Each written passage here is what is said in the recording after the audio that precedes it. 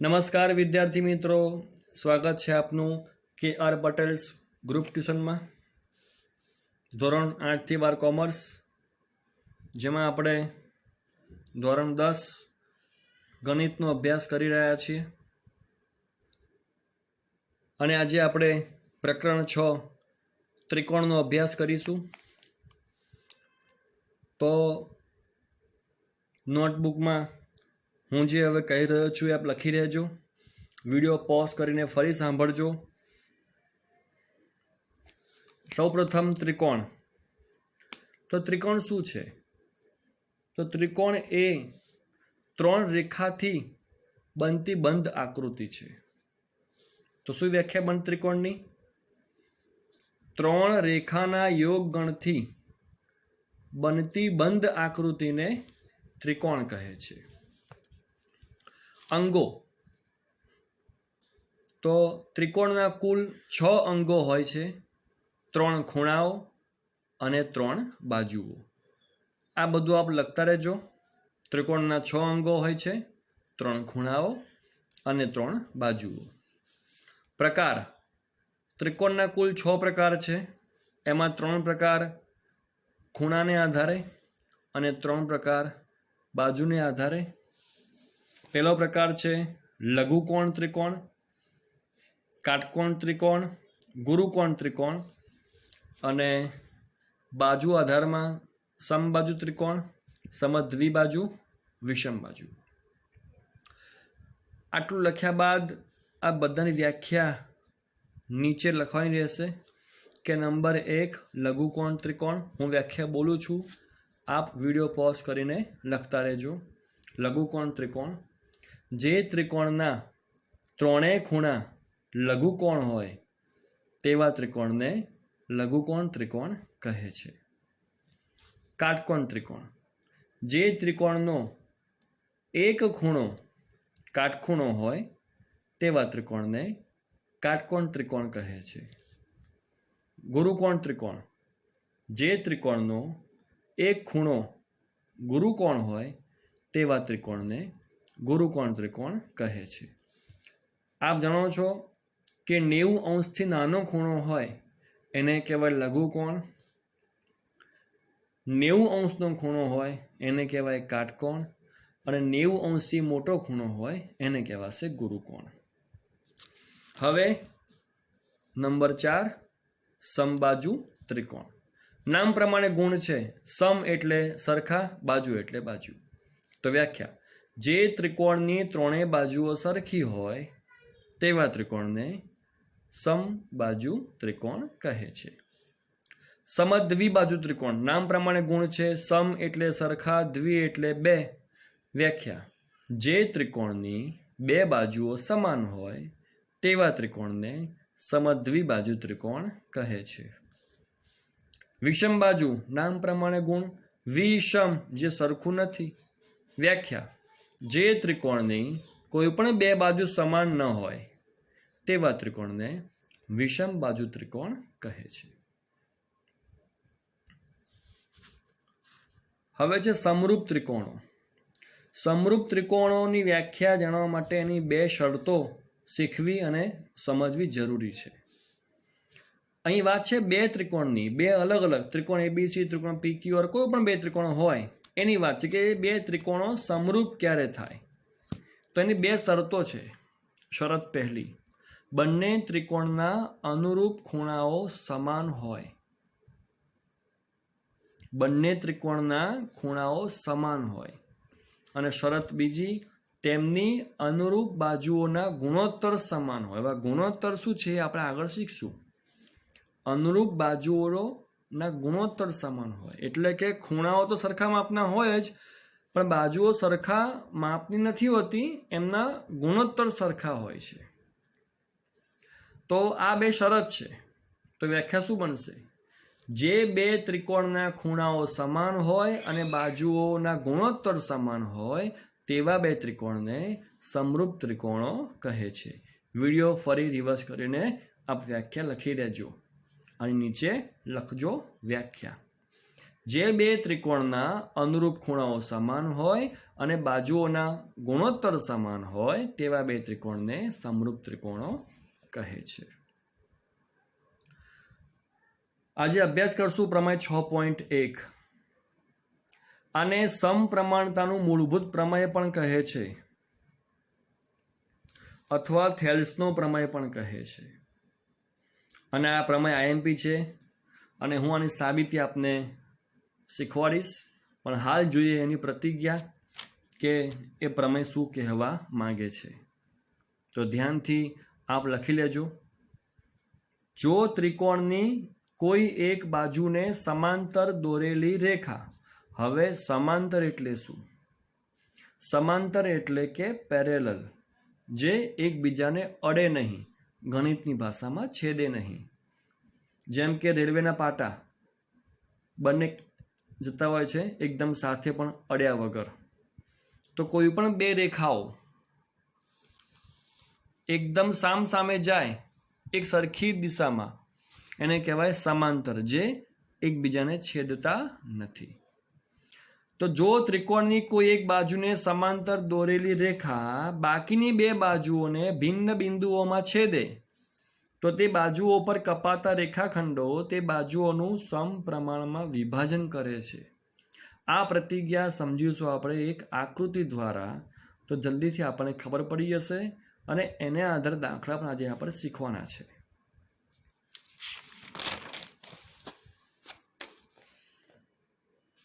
આ છે ત્રિકોણ એબીસીમાં રેખા એલ એ બીસીને સમાંતર છે. તો જુઓ આ ત્રિકોણ એ બી સી અને આ બીસીને સમાંતર એટલે આમ. જુઓ તમે આ બંને જુઓ, આ રેખા એલ અને બીસી એ બંને તમે જુઓ, એ ગમે એટલા આગળ વધે એ ક્યાંય અડતા નથી. એટલે શું કહેવાશે? આ રેખા એલ એ બીસીને સમાંતર છે, જે આપણે આગળ વાત થઈ હતી. તો એ રેખાખંડ એબીને એ બિંદુમાં, એટલે કે આ એબીને એ બિંદુમાં અને એસીને એફ બિંદુમાં છેદે છે. સીધી વસ્તુ છે કે એકને સમાંતર હોય તો બીજી બેને અડે. બસ એ જ વાત આગળ પ્રતિજ્ઞામાં હતી. તો આ બનશે આપણી મૂળ આકૃતિ. હવે આ આકૃતિ ઉપરથી આપણે 3 સૂત્રો શીખવાના છે. સૂત્રો શીખવાના છે, નહીં કે ગોખવાના છે. સૂત્રો આપણે શીખીશું તો આપોઆપ મોઢે પણ થઈ જશે. તો ધ્યાનથી શીખજો. તમે જુઓ અહીંયા એબી છે અને અહીંયા એસી છે. તો અહીંયા આના બે ભાગ પડી ગયા, એક એઈ અને એક બીઈ. અહીંયા પણ બે ભાગ પડી ગયા, એક એએફ અને એક સીએફ. હા, આ બંને ભાગ સરખા એવું કંઈ જરૂરી નથી અને દેખાય પણ છે કે આ ભાગ નાનો છે, આ ભાગ મોટો છે. વાત એ છે કે બે ભાગ કરે છે, સરખા ભાગ કરે એવું ક્યાંય સ્પષ્ટતા છે નહીં. તો સૂત્ર શું બનશે? તો જે અહીંયા કરીએ તે સામે કરવાનું. સમજાવું. અહીં લઈએ આપણે એઈ, જો છે સૂત્રમાં એઈ, તો સામે શું હશે? એએફ. કારણ કે અહીંયા એબીમાં ઉપલો ટુકડો, તો અહીંયા પણ એસીમાંથી ઉપલો ટુકડો, એટલે અહીંયા એઈ તો સામે એએફ. નીચે એબી એટલે કે આખો રેખાખંડ, તો અહીંયા પણ આખો રેખાખંડ એસી.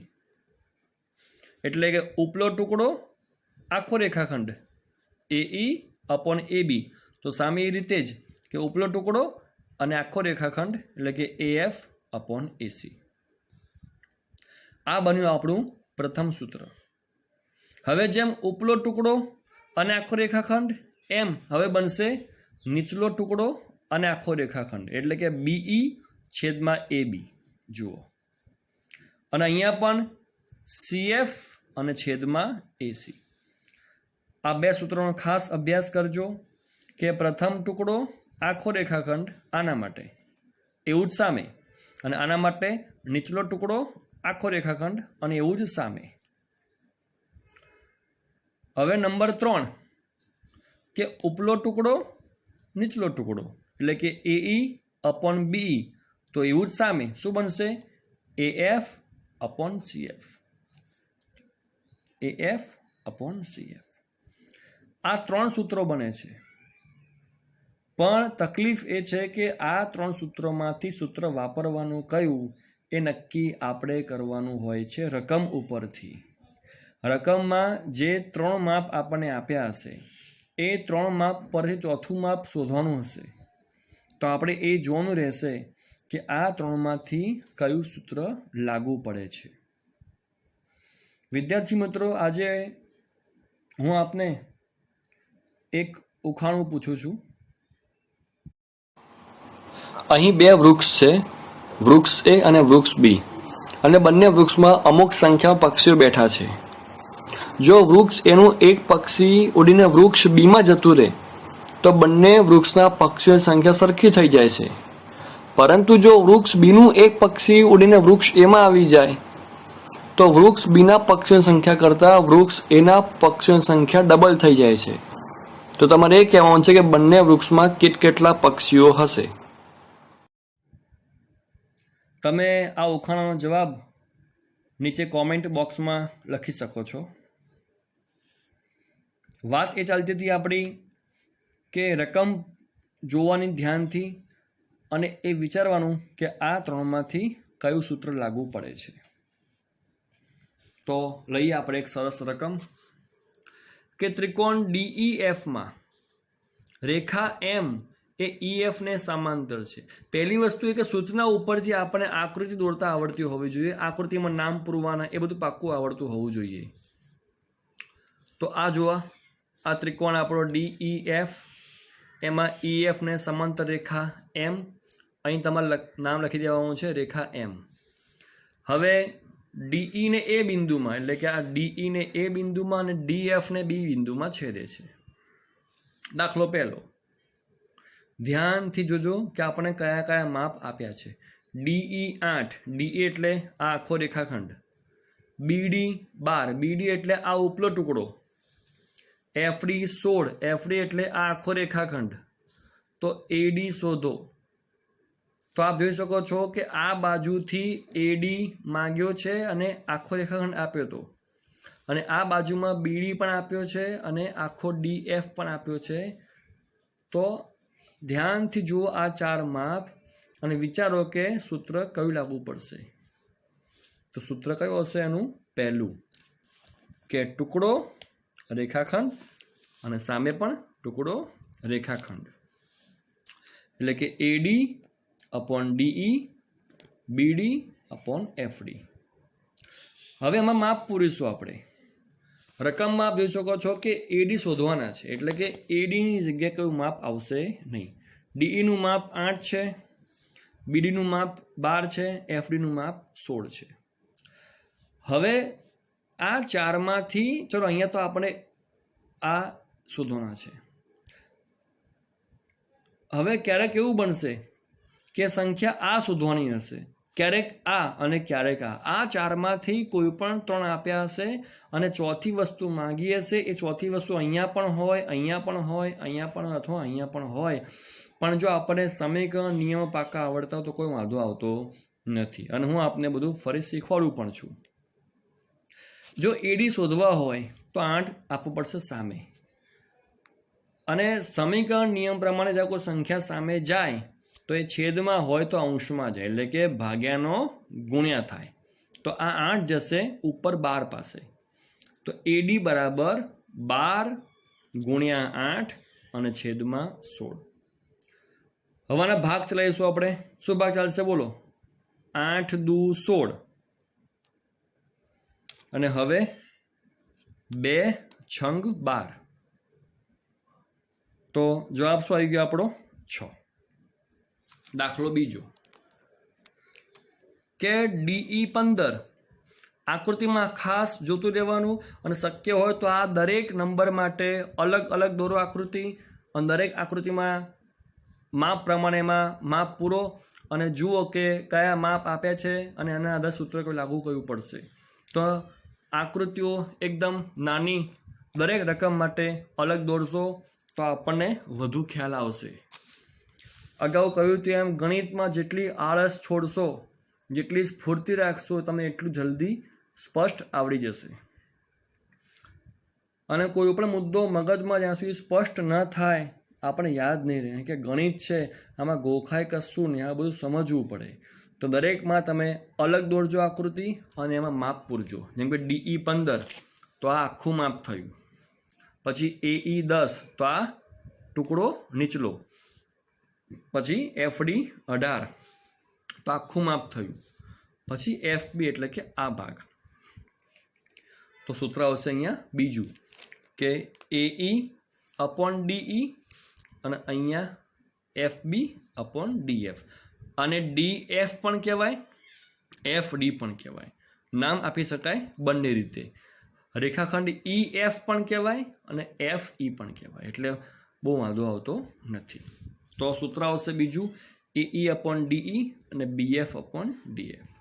હવે AE નું માપ આપ્યું છે 10, DE નું માપ આપ્યું છે 15, BF નું નથી આપ્યું અને DF નું 18 આપ્યું છે. મેં આપને અગાઉ વાત કરી હતી એમ કે આ ચારમાંથી કોઈ પણ વસ્તુ શોધવાની હશે. અહીંયા આ તો અહીંયા આ બાજુ. તો અહીંયા 8 સામે ગયા હતા 12ની પાસે, તો અહીંયા 18 જશે 10ની પાસે. તો શું બનશે? 10 × 18 અને છેદમાં 15. જેટલી પણ શક્યતાઓ હશે બધી હું આપને વારાફરતી શીખવાડીશ, ધ્યાનથી શીખજો, બહુ ચિંતા કરશો નહીં, બધું આવડી જશે. હવે આના ભાગ શું ચાલશે? તો જુઓ કે આ 10 અને 15 બંને આવે 5ના ઘડિયામાં, કે 5 દુ 10 અને 5 તરી 15. અથવા 18 ને 15 જુઓ તો એ બંને આવે 3ના ઘડિયામાં, 3 5 15 અને 3 6 18. તો તમે કાં તો આ ભાગ ઉડાવો અને કાં તો આ ભાગ ઉડાવો. મેં આપને શરૂઆતમાં કહ્યું હતું પ્રથમ લેક્ચરમાં જ કે ગણિતમાં આપને પૂરેપૂરી છૂટ મળે છે કે તમારે જે રીતે ભાગ ચલાવવા હોય એ ચલાવવાની છૂટ છે. છેલ્લે જવાબ કેવો આવશે? સરખો. તો જુઓ આ 10 છે એ 5 દુ 10, 18 છે એ 3 6 18 અને 15 છે એ 3 5 15. તો જુઓ હવે આ 5 અને 5 ઉડી જશે અને આ 3 ને 3 ઉડી જશે. તો શું વધશે હવે? 6 દુ 12. જવાબ શું આવી ગયો આપણો? 12. અગાઉ મૂળભૂત પ્રમેયમાં વાત થઈ હતી એમ કે સમરૂપ ત્રિકોણ કોને કહેવાય? તો મેં આપને કહ્યું તો આગળ શીખવાડીશ આપને એ વસ્તુ આ રહી. શું વ્યાખ્યા છે સમરૂપ ત્રિકોણની? કે ત્રિકોણના અનુરૂપ ખૂણાઓ સમાન હોય અને બાજુઓના ગુણોત્તર સરખા હોય, એ આ રહ્યા. જુઓ આને કહેવાશે બાજુઓના ગુણોત્તર. તો આ જે ત્રિકોણ જે છે, આ બે ત્રિકોણ બને છે, આ બને છે, જેટલું બને છે બધું સમરૂપ ત્રિકોણની વાત છે. અહીંયા નંબર 3, AD = 14, BD = 16, FB = 40. તો AE શોધો.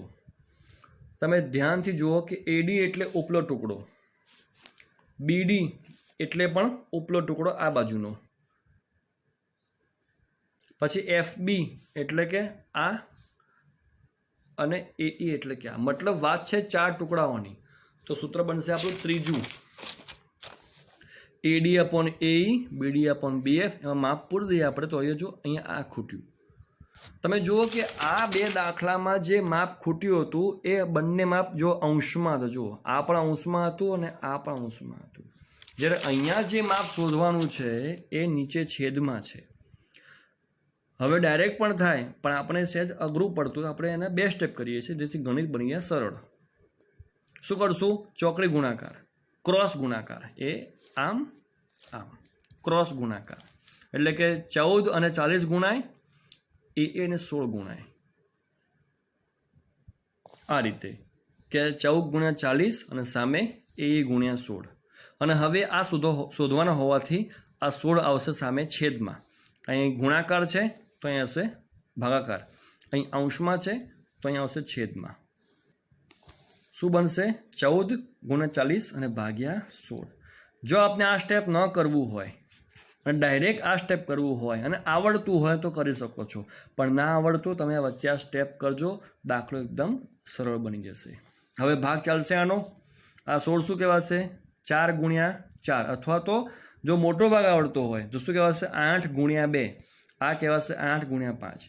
હવે જુઓ ગણિતમાં છે ને 2 વડે પણ ભાગ ચાલે, 2 વડે ચાલે, 4 વડે ચાલે, 8 વડે ચાલે. પણ જેમ મોટો ભાગ ચલાવશો મોટા ઘડિયા વડે એમ દાખલો જલ્દી આસાનીથી પૂરો થઈ જશે. એટલે મેં આપને કહ્યું હતું ઘડિયા 1 થી 20 ખાસ મોઢે કરજો. આ 8 દુ 16, આ 8 પંચા 40. જો આ રીતે 8 પંચા 8 દુ, તો 8 8 ગયા. હવે આ શું કહેવાશે? 7 દુ 14, 7 દુ 14. હવે આ 2 2 ઉડી જશે, તો શું વધશે? 7 પંચા 35. હવે નંબર 4, એડી 27, ડીઈ 63, બીડી 33. તો એફડી શોધો. તો સૂત્ર આવશે એમાં આ રીતનું, એડી અપોન ડીઈ અને બીડી અપોન એફડી. અહીં જો શું ખૂટે છે? એફડી. તો શું બનશે? અહીંયા પણ આની જેમ જ ક્રોસ ગુણાકાર, કે એફડી ગુણ્યા 27 એ અહીં મૂકી દેવાના. ફરી કહું છું, 27 ગુણ્યા એફડી અને સામે 63 ગુણ્યા 33, અને ત્યારબાદ 27 સામે છેદમાં આપજો. આની જેમ જ જ્યારે પણ સંખ્યા જે શોધવાની હોય છેદમાં હોય ત્યારે આપણે આ ચોકડી ગુણાકાર કરવો પડે છે. પણ જ્યારે જે સંખ્યા શોધવાની હોય એ અંશમાં હોય તો કોઈ વાંધો આવતો નથી, દાખલો આ રીતે પૂરો થઈ જાય છે. પણ જ્યારે એ છેદમાં હોય ત્યારે આપણે કરશું ચોકડી ગુણાકાર. તો તમે આ દાખલો પૂરો કરજો. હવે નંબર 5, એડી 3.5, બીડી 6.3, એફડી 8.1. તો ડીઈ શોધો. હવે આકૃતિમાંથી સ્પષ્ટ થશે કે સૂત્ર આવું લાગુ પડશે એમાં, એડી અપોન ડી અને બીડી અપોન એફડી. પણ નવું શું છે અહીંયા કે સંખ્યાઓ બધી પોઈન્ટમાં છે. હવે એના માટે આ થોડો ખ્યાલ લઈએ આપણે કે જો 3.5 હોય તો એને કહેવાશે 35/10. 10 કેમ? જો પોઈન્ટની પાછળ એક આંકડો હોય તો 1 શૂન્ય આવે. 2.63 પોઈન્ટની પાછળ 2 અંક છે, જો 6 અને 3, તો 2 મીંડા આવશે. આ રીતે. તો પહેલાં અહીં શું કામ કરશું આપણે? સંખ્યા છેદમાં હોવાથી ચોકડી ગુણાકાર, અને એમાં આવું લખાશે. પછી 6.3 સામે છેદમાં આવશે આ રીતે. હવે આ કહેવાશે 35/10 આ રીતે. આ કહેવાશે 81/10 અને આ કહેવાશે 63, પણ 10 ક્યાં આવશે? એના ઉપર.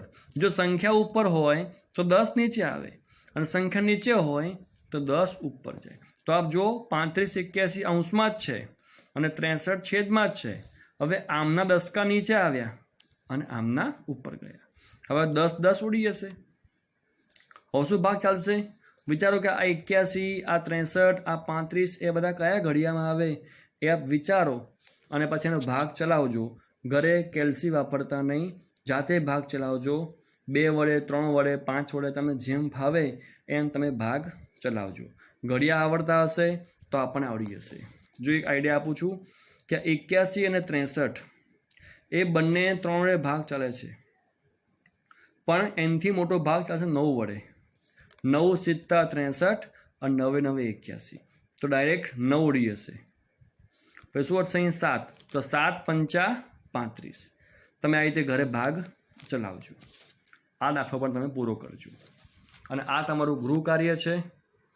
તમે એનો સ્ક્રીનશોટ લઈ લેજો અને મને વોટ્સઅપ કરજો. આવજો.